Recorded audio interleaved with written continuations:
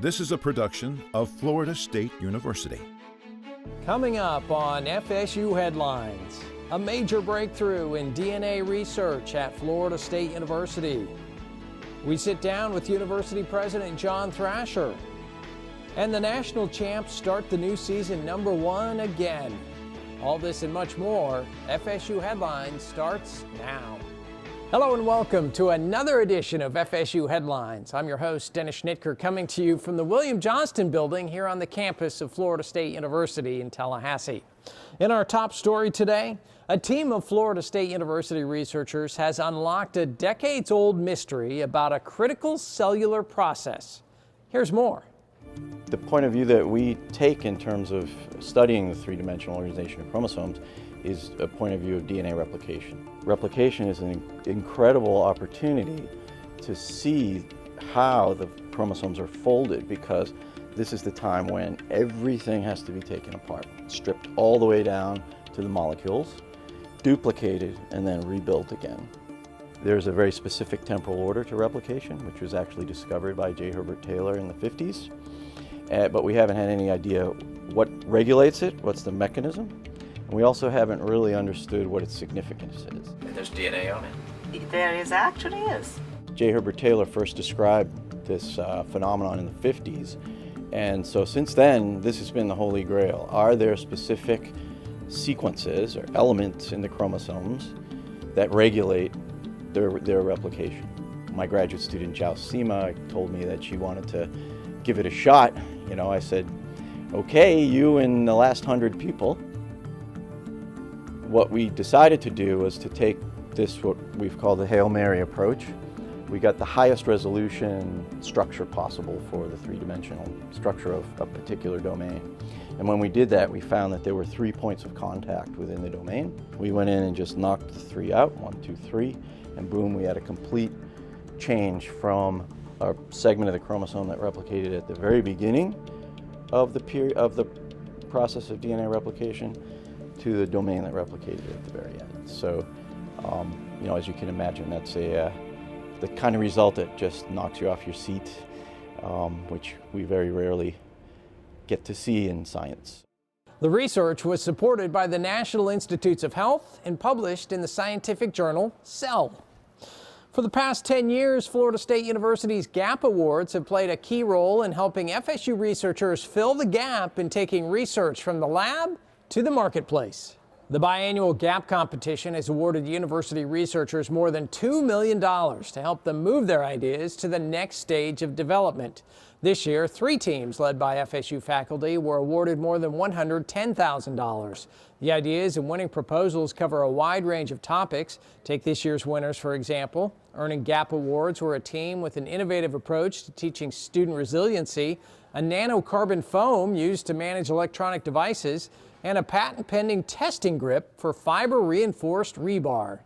We have secured GAP funding for it. One of the things that we want to do next, specifically with the GAP funding, is to create a prototype #2 that will make it ready for mass production, if you will. Without these fundings and without the great research facilities that we have, this would pretty much be impossible. And so it's a great opportunity to have to even apply for the GAP funding. When faculty are doing the research, they're traditionally funded to do the basic work, basic research, test out some new ideas. Sometimes those ideas lead to the potential development of products or developing new techniques.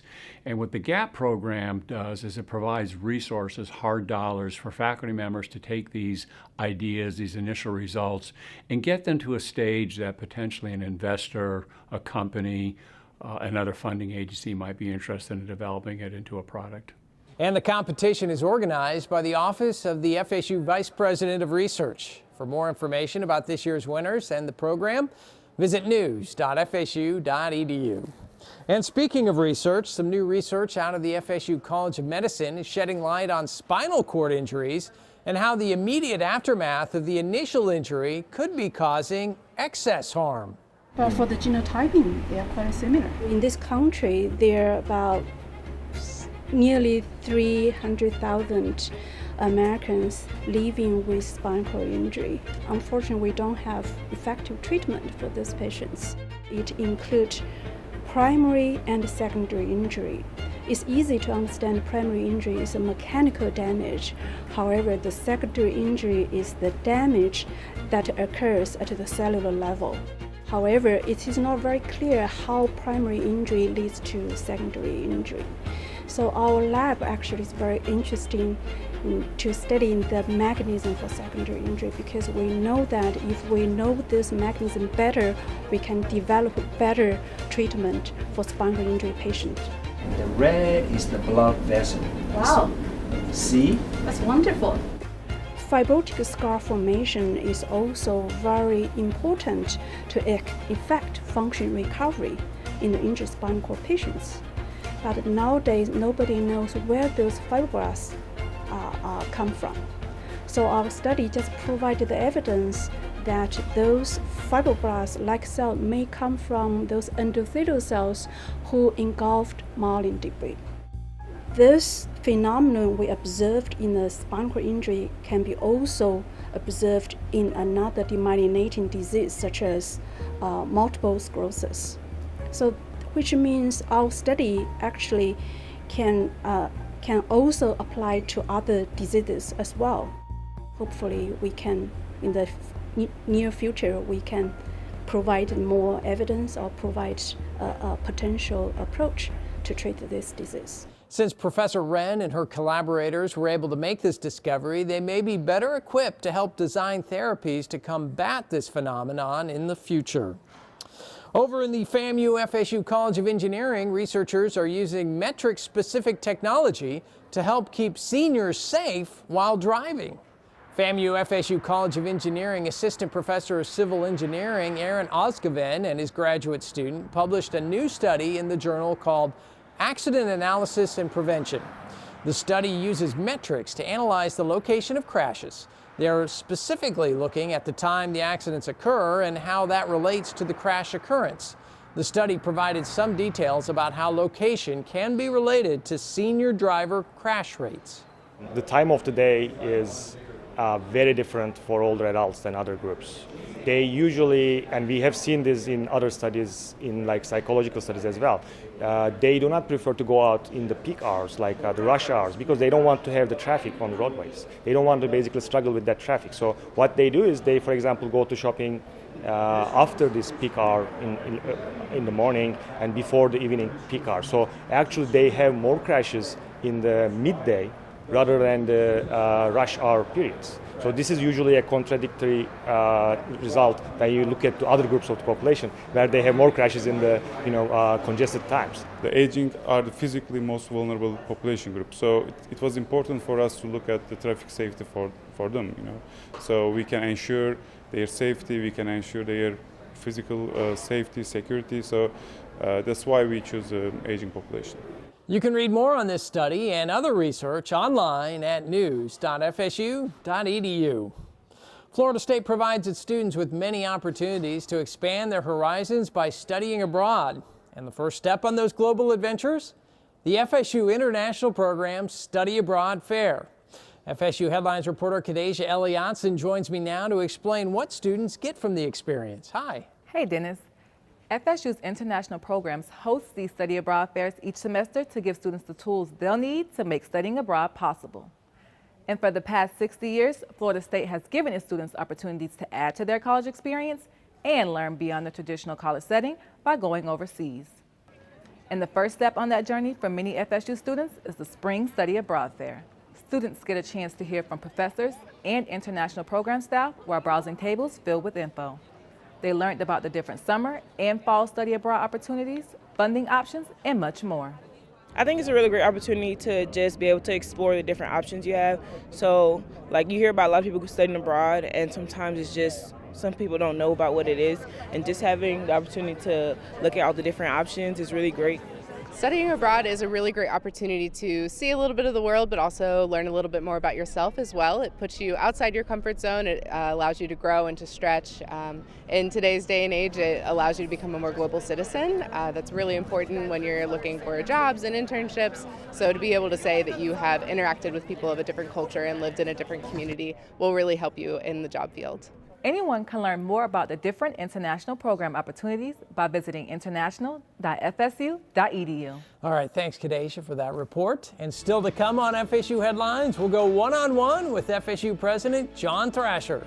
There's so many exciting things that go on at Florida State, not only on our campus, but around the country. And to be a part of that over these last 4 years has been amazing. We'll hear his plans for the future and much, much more from President Thrasher when FSU Headlines continues in a moment.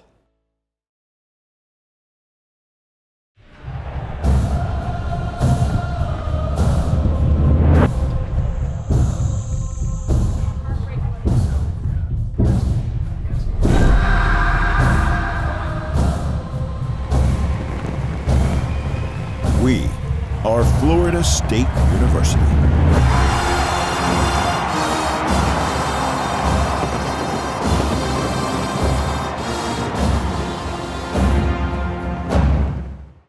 When you buy a Florida State University license plate, you're not just showing your school spirit. You're supporting students like us.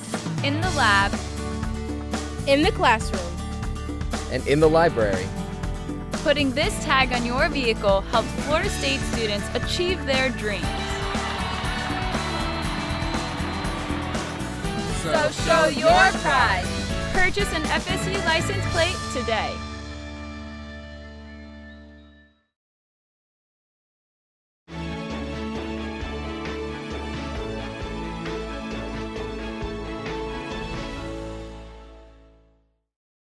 Hello and welcome back to FSU Headlines. I'm Mark Vaughn. We had the unique opportunity to speak with FSU President John Thrasher. We talked about a number of topics, including his take on his first 4 years as president. President Thrasher, does it seem like it's been 4 years, a little over 4 years now? Really doesn't, Mark. You know, it's been an incredible journey. You know, months turn into years, and all of a sudden 4 years have passed by. There's so many exciting things that go on at Florida State, not only on our campus, but around the country. And to be a part of that over these last 4 years has been amazing. The time has just seems like it's just gone by very, very fast. And I know Gene and I both enjoyed the 4 years, but it's hard to believe that it's been a little over 4 years since we started. I mean, 4 years, there's so much to do, so much to get done. What do you enjoy most when you come to work? Interaction with the students, obviously, is number one. I personally have enjoyed that more than anything. And of course, it takes a while for the students to know you, know what you're about, know what you care about, what your values are, what you know, how you feel about them. And now I feel like I can just about go anywhere on campus, frankly, and I know somebody or some of the students. In fact, I know a lot of them, and that to me is incredibly important. And then to see them, and now I've seen several classes actually graduate since I've been here, is more rewarding for us. And it shows you that you can actually accomplish something when you see them come in and you actually see them leave to go out and pursue their hopes and dreams. It's a special, special moment and special opportunity to be the president of a university that does that. When you interviewed for this job and when you first got the presidency, you had some lofty goals. Yeah. What do you think has been FSU's response? Well, I think the response of our faculty and our senior staff has been amazing. You know, they both have stepped up to the plate. When I got here and I interviewed, I said I wanted Florida State to be one of the top universities, public universities in America. And that includes, you know, a lot of different aspects, but we've accomplished that almost. I think we have, actually. I think we're doing better than even our rankings are showing. And that would not be possible without every single administrator and every single faculty member getting up every single day and making this the top priority to move Florida State to the top echelons of universities in America. We're ranked 26th now, public universities. My goal was to get us in the top 25. I think we'll do that shortly, hopefully, in the next year or two. And when we do, it really is not just a number, but it's something that's significant for graduates of the past and graduates of the future of Florida State. Those degrees mean more, and they're more valuable to the people who have them. Plus, I think having a top echelon university in the state of Florida like us and our friends in Gainesville, the University of Florida, is another positive thing for our state from an economic standpoint. So all of those things make a difference, and I think we're very close to accomplishing those goals. I've gotten a little bit of scoop. I've done my homework, if you will. Yeah. I've heard that you're an avid reader. Yeah. What are some things, I guess, if you have any, that you loved that people wouldn't know that you've... Love history. I love reading. Obviously, I was in politics, so I try to read a lot of politics, a lot of books in that. Charles Krauthammer just wrote a book that I'm currently reading. Actually, it was published by his son after he passed away. I try to keep up with current events. I read a lot of newspapers as much as I can to stay up with things. I'm not actively, obviously, involved in politics anymore, but it's still a passion, and I want to understand what's going on in America, because I think if you have an understanding of what's going on in America, you can be a better president of a university that is hopefully changing the lives of a lot of young people, that will get them into the world and make it a better place. And that's ultimately what I think we're about doing here. We're a university that's inclusive, we're diverse, and that we take a step back, I think, every time we can to actually say to our students, and our students say to us, these are some things that concern me about the future. These are some things that concern me. How can we all work together to make this country a better place for all of them and their families later on? That's kind of what a university ought to be about, in my opinion. It's a simple type of thing when you there's all the complexities that go on, all the different courses, all the majors that you have. But at the end of the day, we want our graduates to go out and hopefully make this world a better place. Obviously, you talked about everything has a period of time, and yeah. I know you'll have a period of time as president, but what do you see for the future of Florida State? I think continued success. I mean, the faculty that we're hiring today, the students, the quality of students that we're getting are going to make this university even bigger and better than it is today. I know that whoever comes after me will inherit, I think, a very strong university. Not because of John Thrasher, but because of the quality of faculty we have, the incredible kids that are coming to Florida State. We're going to get over 60,000 applications this year for our freshman class. It's a destination. Young people want to come here. They want to come here because they know we have great programs, great faculty, and an environment that is suitable for all of them who want to come here to nurture themselves and to grow and to be good citizens when they leave here. I think all of those things are going to make Florida State a stronger university than it even is today, and I see great things in the future for it. This is part one of our longer series with President Thrasher. You can see more in an upcoming edition of FSU Headlines. Dennis, back to you. All right, thanks, Mark, for that report. And you can see more from President Thrasher's interview on our website, news.fsu.edu. Well, still ahead on FSU Headlines, we get the chance to meet some outstanding moms who are also coaches. Being a mom is a full-time job, so there is no easy motherhood, regardless of what your job is. See that story next when FSU Headlines continues.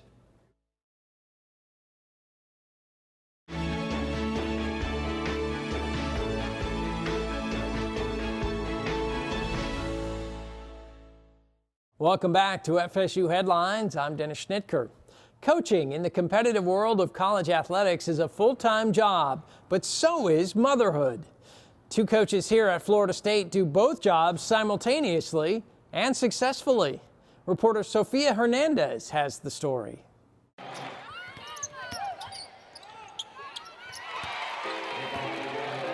For many female athletes, after years of playing at the collegiate and professional level, a new chapter begins with the possibility of motherhood. For Associate Head Women's Basketball Coach Brooke Wyckoff and Beach Volleyball Head Coach Brooke Niles, motherhood offered a new beginning and new challenges. I didn't know many people that had kids and were in women that had kids and were in this job. But once I got pregnant and I was out on the road recruiting, it was like the moms came out of the woodwork. being a working mom, I think of my team next and my job and what I can do to get better because, you know, my heart is with my family and I really want to be a mother, but also in my heart, and I think a lot of working mothers, is you want to work. Finding a balance between coaching and parenting was a challenge both women struggled with. Being a mom is a full-time job, so there is no easy motherhood, regardless of what your job is. With this particular career, you're parenting and coaching 12 other girls, 12 to 15 girls, and also recruiting and scouting, and I mean, just the list goes on and on of things that there are to do at the college level, time-wise. And so the issue at hand, which is the issue for everyone all over, regardless of what you do, is balance. And what do you devote your time to? To understand, you know, what's enough here, what's sufficient, and not just freak out that, you know, oh man, I'm not a good mom, I'm not a good coach. It's like, no, I'm gonna do both, and I'm gonna do them both to the best of my ability. Finding that empowerment and support isn't always easy in the world of competitive athletics. That harsh reality led Coach Wyckoff to create an organization centered around mothers who were also coaches, giving them a platform where they can share advice, their shared mom guilt, and spread encouragement. In this kind of demanding career, the guilt mostly comes from time spent or not spent. But for Wyckoff, her own support system is much closer to home. Head coach Sue Samrow not only serves as example on the court, but as godmother to Wyckoff's child, Avery. I love watching the family atmosphere here at Florida State, and then she being a part of it and me getting to be a part of her life in that way. It helps us to have Avery around as part of the family atmosphere, that our young women strive to be moms and to be professionals. I think that it's a very hard, very balanced situation, and you've got to have a lot of help, and Brooke has a lot of help. With long hours spent away from family and children, coaches Wyckoff and Niles work to serve as examples to their players, showing that motherhood and achieving your dreams can go hand in hand. And I have 2 boys, so I think God gave me 2 boys because I'm around all these young women, and I definitely have that fill of my life. It's just fun to be around, and they keep me youthful, and they keep me wanting to work out and wanting me to be the best that I can be, and I really just want to be kind of somebody that they can look at like, okay, she's able to have a career and have children and do the things that she wants to do. Although strenuous and at times difficult, these hard-working women are thankful to have been able to pursue both passions. It's nice. I'm lucky here. I have a job that they're really supportive of me having children and being a woman in coaching. So if you can find that, you know, it's really something that's positive for your family and the people you work with. One of the advantages of, okay, I may not be able to spend as much time with her day to day as I'd like to, or I have to travel a lot and she's not with me. But on the flip side of that, she does get to be involved in a unique environment. She gets to see young women like our players do what they do. They love her, they are so great to her, and she gets to see them empowered. I'm thankful for all the support I have, and it's definitely something that I think your kids, when they see these strong women role models and the players I'm around, like, I think it's going to be something for the better for my boys. Whether it's on the sand, on the court, or at home, the dedication and love for both work and family are what make Coach Niles and Coach Wyckoff excellent mothers in coaching. I'm Sofia Hernandez for Seminole Sports Magazine. And speaking of women's athletics, the FSU women's basketball team is on a good run in the ACC this season, and they aren't alone. FSU Headlines reporter Mark Vaughn joins us again to talk Seminole athletics. Mark, it's a fun time of year with a lot of teams playing well. That's absolutely right, Dennis. Men's and women's basketball both on the court right now. The reigning national champion softball team gearing up for its season, and much, much more to look forward to in Seminole athletics. On the women's side of things, in hoops, Coach Sue Samrow has the team on a nice run in the ACC so far, starting the conference season with a 7-2 mark, 19-3 overall. The Noles looking strong yet again despite losing some key players from a tournament team just last year. One of the reasons, their defense. The Noles ramping things up on the defensive side of the ball in conference play while averaging 62 points a game themselves. in the ACC. Moving into the month of February, the team's sitting just one game back of the conference leaders, Notre Dame. A lot of hoops left to play before the tournament for the Noles, though. On the men's court, and the Noles up and down in the rankings, but not necessarily in play this season. They've remained solidly in the top 25 for the better part of the year, but a couple key losses in the ACC keeping them from holding on to higher rankings for long. After a brief 3-game losing streak to end 2018, the Noles back on track in the new year, following that up with a 3-game win streak over the likes of rival Miami and also Clemson and Georgia Tech. The schedule certainly only gets tougher down the stretch for FSU, though. Big road games at North Carolina and Clemson toward the end of the month of February, and before that, home games with Louisville and Wake Forest add to a marquee schedule for FSU. The Noles will be looking for prime positioning for the ACC tournament after the end of this tough regular season. Now over to the softball field, and the reigning national champion FSU softball team gearing up for another big year, hopefully. Team 36 recently taking the official team photos in preps for the season. And that Team 36 moniker is important because, as Coach puts it, Team 35 did its job, and this is a whole new year with new challenges. We're not defending anything. That's been the mindset and the talk the whole time, and we're the reigning champions. We'll always have that. We don't have to keep people from taking the trophy from us. That'll be ours. It's a part of us. Amazing opportunity. New team, new journey, and so cool to see what it's like to be the reigning champions. Everyone's out for you. What is that like? What's that pressure like? Not many teams in the country get that opportunity, and I think it's an opportunity for us. So we're embracing it and, ready to go see what it's all about. When you win the championship, and, as something as a coach and a player, you talk about, like, this is what you do to win at the highest level. This is what you do in the biggest game. And then you get there, and then you realize it's just softball. You just softball. And I think that's been the most amazing thing, is to see all our returners come back and talk to our freshmen. Like, we just want to play a game of softball. That's going to do it for sports, but remember, you can keep up with all things Seminole athletics by visiting Seminoles.com. That's going to do it for me. Let's send things back to you, Dennis. All right, thanks, Mark, for that sports update. And that's going to do it for this edition of FSU Headlines, but you can keep up with FSU News anytime at news.fsu.edu. It's the official news website of Florida State University. For everyone here at Florida State University, I'm Dennis Schnitker. Thanks for joining us. We'll see you next time.